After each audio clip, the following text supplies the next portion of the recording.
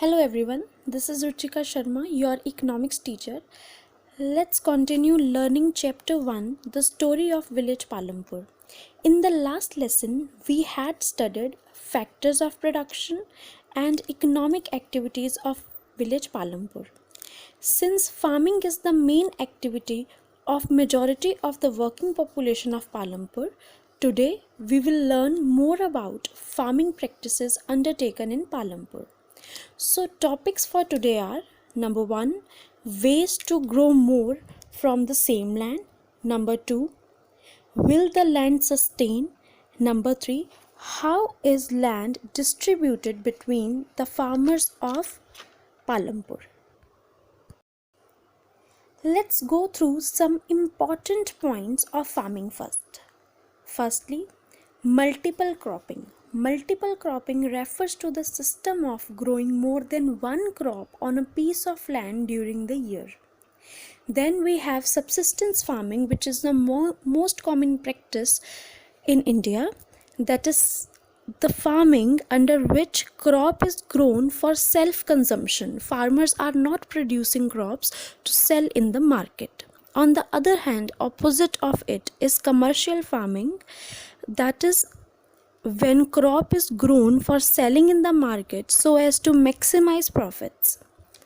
Next is the most important revolution in farming that was introduced in mid 1960s in India, that is named as Green Revolution. The main focus or the main objective of this revolution was to increase farm production, especially of wheat and rice.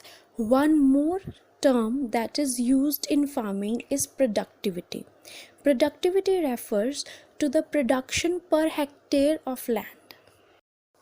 Now, let's have a look at the types of crops produced in the village.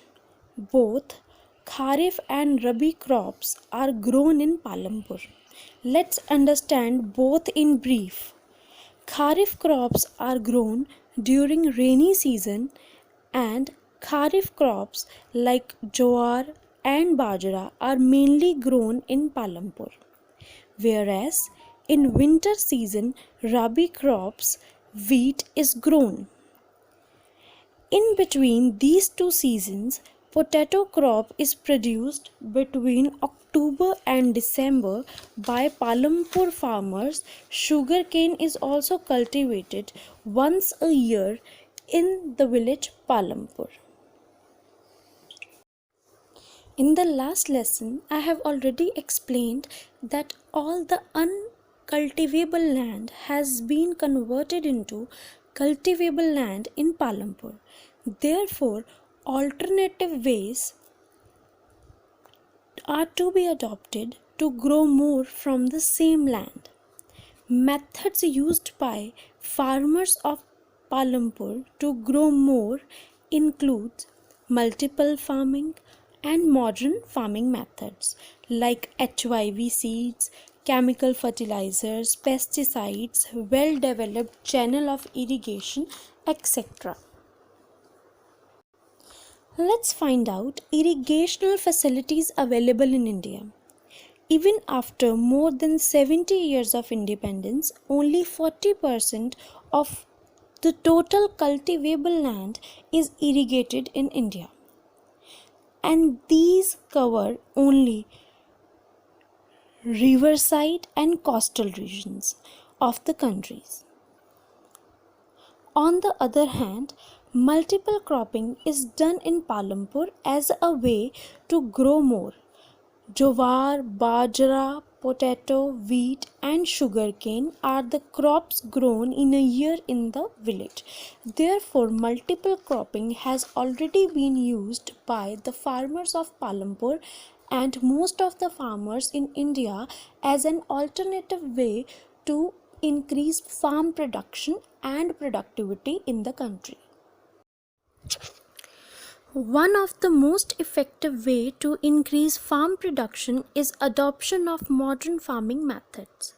Various scientific farming methods like use of high yielding variety seeds, chemical fertilizers, Pesticides, well-developed channels of irrigations comes under this.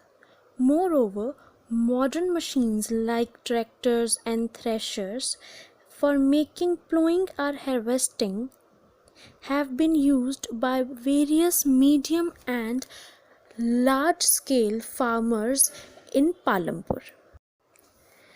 Now, next comes a brief explanation of high yielding variety seeds which are commonly called HYV seeds. For this, let's understand first meaning of yield.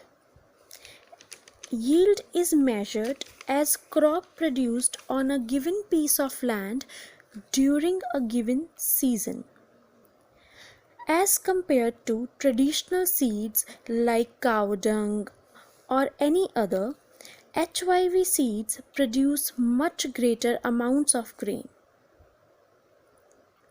But there are few concern areas to be considered while using HYV seeds, that they require intense irrigational channels, chemical fertilizers and pesticides.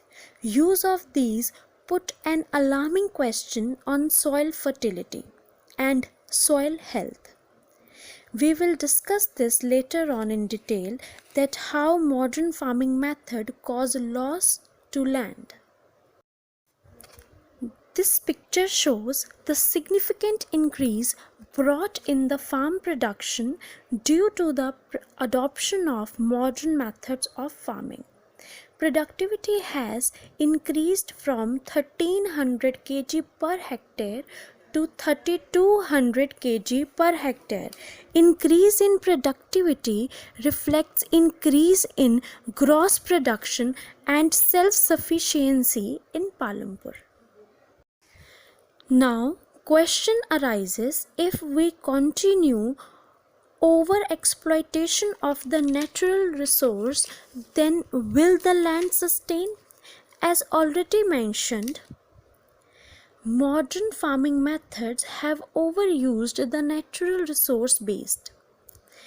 Green revolution and chemical fertilizers result in the loss of soil fertility, and continuous use of groundwater for irrigation has reduced the water table.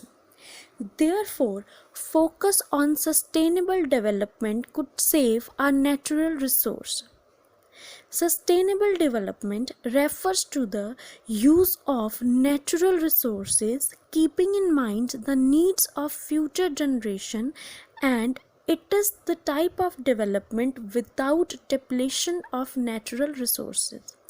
Organic farming can save our land, but at the same time it is quite costly for Indian farmers to get started with it.